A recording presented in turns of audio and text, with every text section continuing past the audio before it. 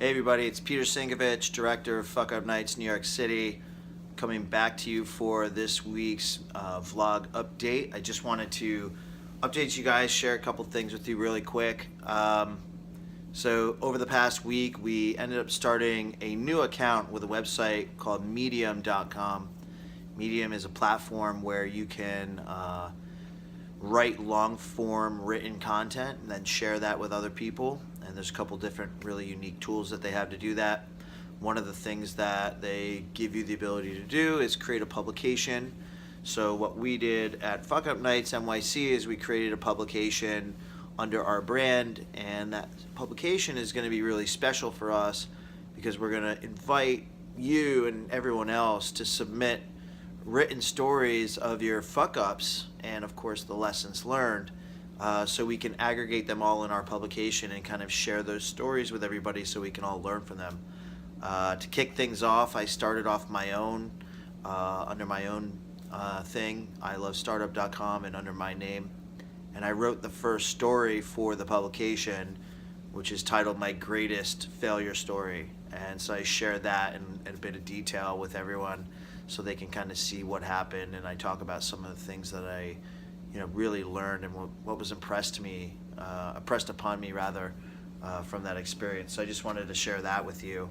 And then the other thing I really wanted to kind of bring up real quick, was Wednesday, 2 days from now. Really big deal.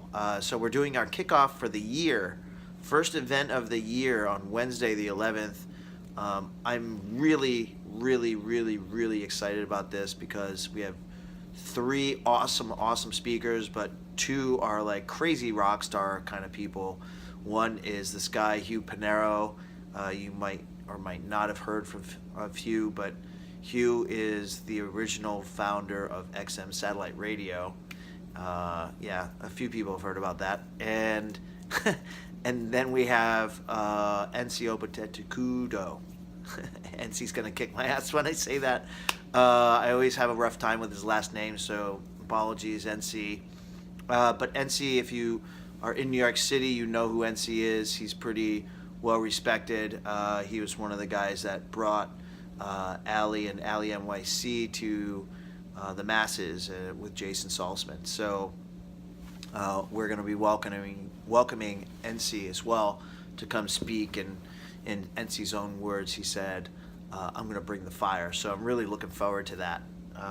But enough of the quote-unquote self-promotion and all of that fun stuff. I wanted to really kind of hone in today on a conversation I ended up having with another team member in the office here earlier today, around like leadership and leadership style, and how to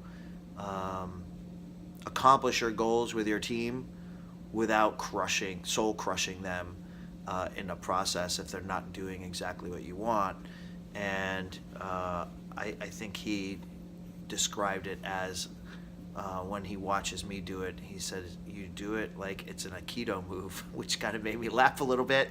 But that's kind of the idea, right? You want to be able to accomplish your goal, which is to either correct whatever it is that you need to correct or get the right output from your team if they're not going in the right direction, while at the same time not crushing them or their soul in the process, and still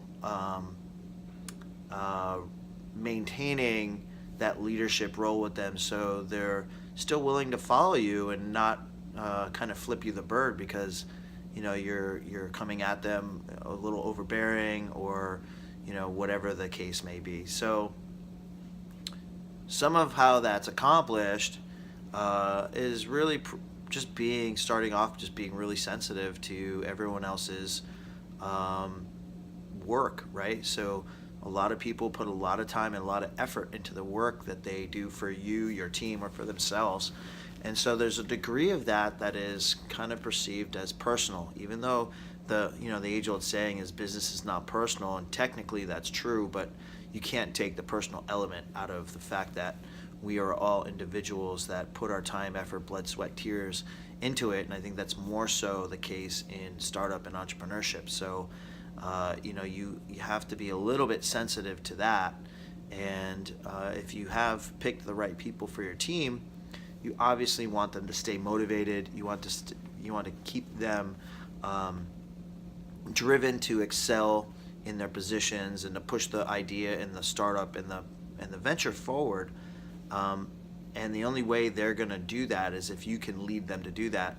And the only way you're going to be able to lead them to do that is if you maintain a amiable position with them.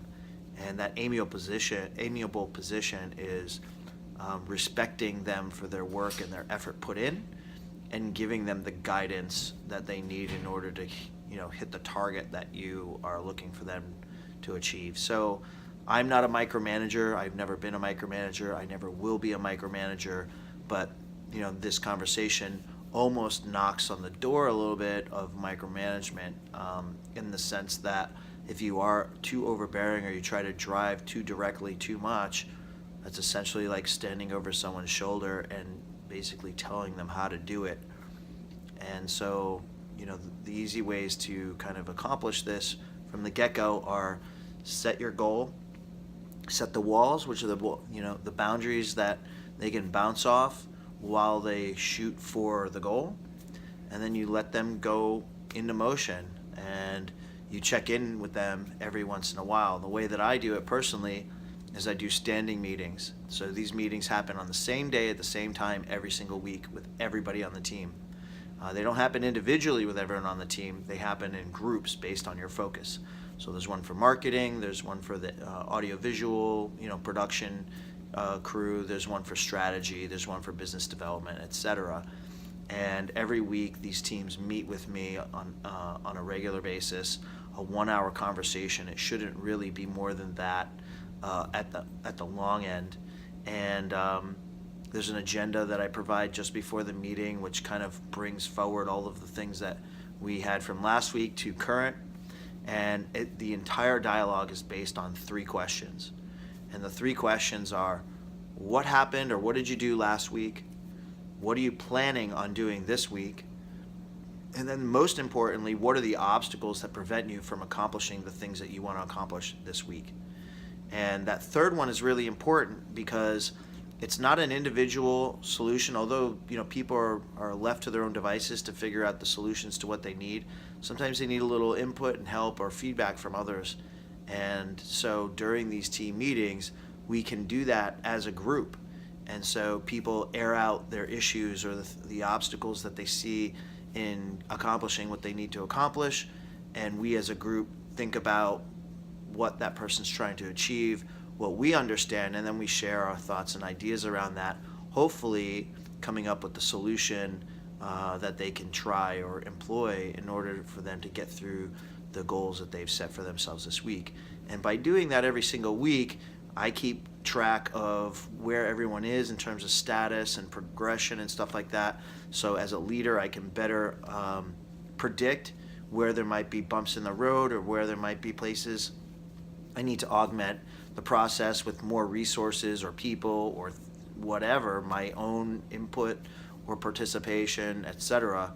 And we kind of push towards the goal very carefully. And then the other side of that, is this idea of complementary roles of responsibility, right? You want to have almost as little overlap as possible, because the overlap is the area where your team members are going to have the most conflict and argument.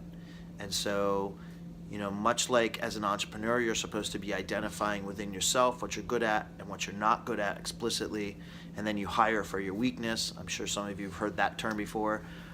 Here, you're talking about 2 different groups of individuals, or maybe even just 2 individuals, for example, and they might be working on something very closely related to each other, but you want to make sure that they each have their own distinct roles of responsibility in that area. So you only have one cook in the kitchen at a time, so to speak, and that they fit together like a puzzle piece. So when you put them all the pieces together, it makes a complete picture, and that's kind of the idea.